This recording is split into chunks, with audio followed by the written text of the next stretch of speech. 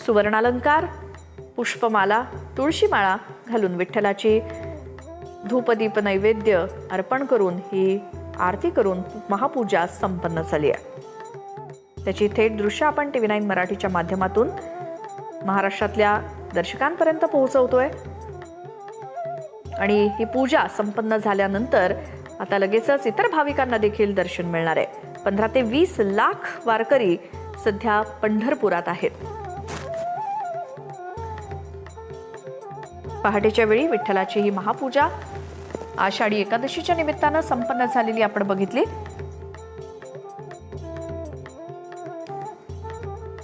महाराष्ट्राच्या मुख्यमंत्र्यांच्या हस्ते त्यांना पूजेचा हा मान असतो. सोबतच धाराशिवचे गेले 20 वर्षांपासून वारी करत असलेलं हे माने दाम्पत्य यांना देखील या महापूजेचा यंदा मान मिळालाय.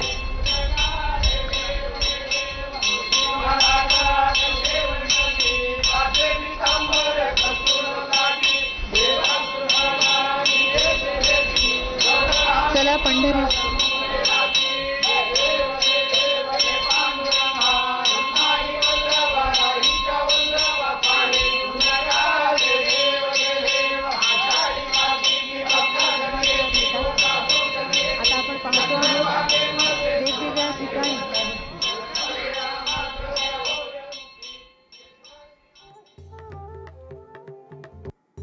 आणि आता ही रुक्मिणी मातेची महापूजा आपण बघणार आहोत.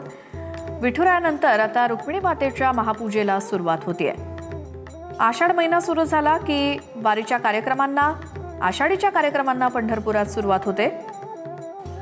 पंढरपूरच्या पांडुरंगाच्या या मंदिरामध्ये दररोज पहाटे काकड आरती, देवाचा अभिषेक, आरती, महानैवेद्य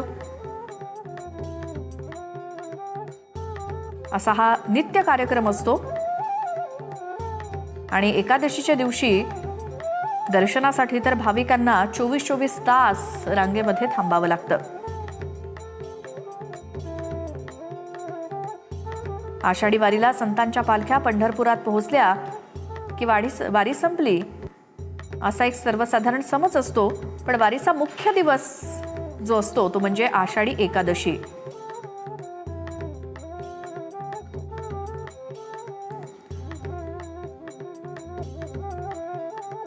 वारीमध्ये अधिकाधिक भक्तांना देवाचं दर्शन घेता यावं यासाठी देवाचे नित्य उपचार काही वेळा बंद केले जातात आणि 24 तास भाविकांना दर्शन दिलं जातं. विठुरायाची शासकीय महापूजा आपण थेट बघितली आणि यानंतर आता रुक्मिणी मातेची पूजा सुरू होतीये.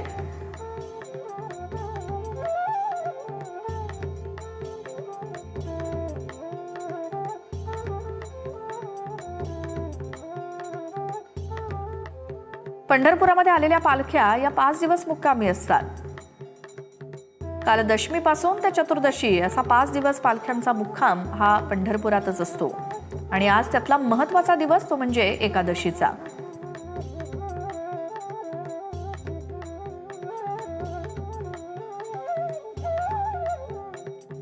विठुरायाच्या शासकीय महापूजेनंतर आता रुक्मिणी मातेची ही महापूजा आपण थेट बघतोय.